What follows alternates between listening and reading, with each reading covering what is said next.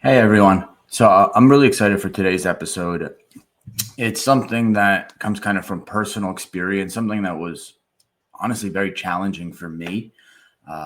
Today's episode is going to be called Sow Seeds, Remove Weeds. So before I get into it, I just wanted to thank you all for all the support, for liking, subscribing, commenting on the YouTube videos or the short clips on Instagram. And we have quite a few awesome guests coming up. So just recently, you had Matt Cochran aired. He's a TWC trainer. We have Shaneed coming up in a few days here. And then a really awesome trainer out of Kentucky. Oh, snap, it's Becky. I'm really excited to talk to him. Many, many more from across the pond and all over the world. So you guys know the goal of the podcast is to chop it up with trainers, learn from them, hear their thoughts, hear their struggles. And for you guys in the audience, recommendations, whether if you want to get into dog training, whether you're a dog owner and you just kind of want to learn, what are these trainers doing free of charge, or, you just started your training career and maybe there's some advice or some certifications or some classes or some ideas that you can apply to your life. So for whatever reason, for the last 3 years, I've been doing dog service. October is a slow month. Maybe it's just where I am. Maybe it's where I live. Could be a variety of reasons. But consistently over the last 3 years, whether that's grooming, dog training, dog boarding, board and trains, whatever it is, it's been a slow month. And so I'm 35 now. I've been in business basically since I quit my first job at 25 and decided to take a pay cut and become an entrepreneur. What is the default state of Andrew is he's a go, go, go, go guy. But when things aren't going well, I get stuck in stress, worry, and doubt. And this month reminded me of the previous 2 years and how I attack those months, those slow months. Typically, what is kind of my default nature and I had to work against is I get seeds of doubt, seeds of worry, seeds of stress. Maybe clients aren't coming because I'm a terrible trainer. Maybe clients aren't coming because they don't see value in what I'm providing. Man, did I do a bad job for this client? Man, am I even on the right track in my life? These thoughts start to creep in. And the thing about these thoughts is they magnify. They're weeds. Sometimes it feels like they grow faster than anything I've ever seen. Right? In just a few days, it could leave you laying in bed for hours, just in like kind of a pool of stress, right? Not wanting to do anything, not knowing what to do next. And what I learned is to come out of this on the other side, because there's a great saying, the night is darkest just before the dawn. We will come out of it. We know we will come out of it. We've always come out of it better. What can I do? What specific actions can I take so that when I come out of this slow period in my life, what feels like a slow period in my life, I'll be better? So the first question I ask myself is, how is this a blessing? How is this a blessing, right? Because business is good. I have more money saved in the bank than I've ever had before. Had more clients this year than I ever have. I have all 5-star reviews on Google and I check in with my clients and they're happy. So is the reality what all of those weeds that were just playing out in my mind? Or is this just a blessing? And then I ask the question, how is it a blessing? Right? So sow seeds, remove weeds. What factual evidence is there that all of these thoughts that are playing out in my mind on replay aren't actually true? And I start to pull those out, pull them out.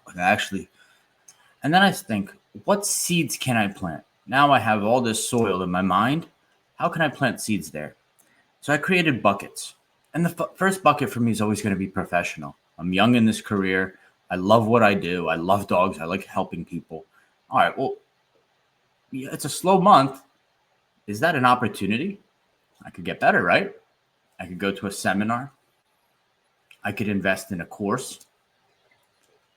I could volunteer at a shelter.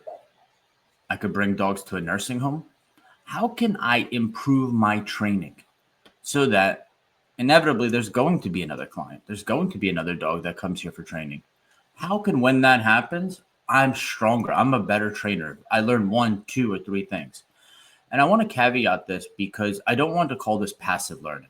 This isn't just doom scrolling YouTube and watching video to video to video and not letting it sink in. I'd call this active learning, almost being on your feet, having a whiteboard or a piece of paper, watching and actively participating in learning. How can I be better as a professional? Is there a client who reached out to me months ago who couldn't afford my services but is still struggling with their dog? Maybe this is an opportunity to offer your services for free. And is it free if you're getting better? Is it free if you have a month of no clients? So that's the first thought I have. Training, health. Can I eat better? Can I exercise more? Can I wake up earlier? Right? So when we inevitably come out of these slow periods in our lives, we want to come out stronger. And here's an opportunity to come out physically stronger with stronger habits. This one's tough, but this one is what I really recommend, right? Challenges. Take a class, show up somewhere that's challenging for you. So whether that's take a jiu-jitsu or boxing class, right? We always start with like the physical. Take a dance class. Go to an improv class. Show up at a nursing home.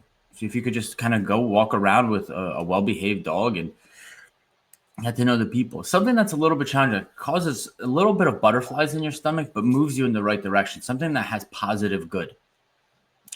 And last thing is reach out with encouragement to other relationships, not with burdens from your own heart of like, hey, this month isn't going well, or these few months aren't going well. I'm in this period in my life where I'm nervous about my business, whatever it is.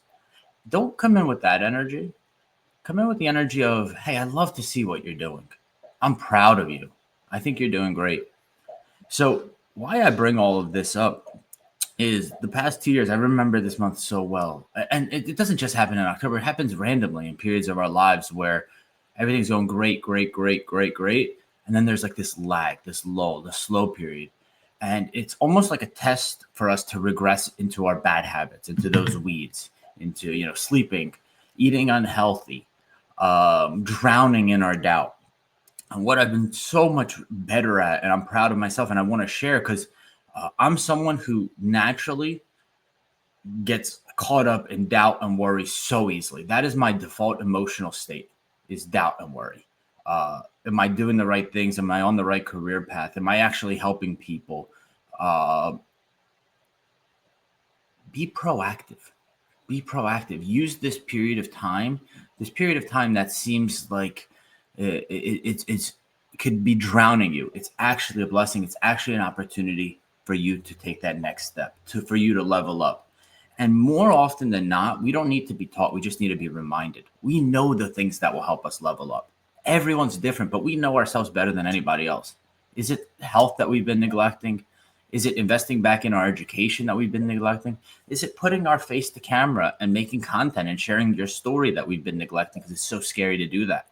Whatever that is for you, these periods of time where nothing's happening or seemingly nothing's happening is, in my opinion, where most of the growth is. It's a test. It's an opportunity. And as October wraps up here, I'm recording this right at the very end of the month. I wanted to share that message with you guys because I remember how much these types of periods would crush me. And I would feel like when I got out of them, I was actually, 5 or 6 steps behind. But this year, I don't feel like that at all. I feel like when inevitably the next amazing opportunity comes, I'll be stronger than I've ever been. And the reason why is the buckets that I just mentioned. So that's why, and if you guys are faithful people, the parable of the sower, about sowing seeds, pulling those weeds out and sowing seeds and not worrying about the harvest. Because some of those seeds are going to fall on unfertile ground and some of those seeds are going to get eaten by birds or some of those seeds are going to get, cooked by the sun. But some of them will find fertile ground and that's where you'll start to see a harvest. So that's today's message for you guys is sow seeds and remove weeds. I love you all. Peace. And I wish you an amazing, amazing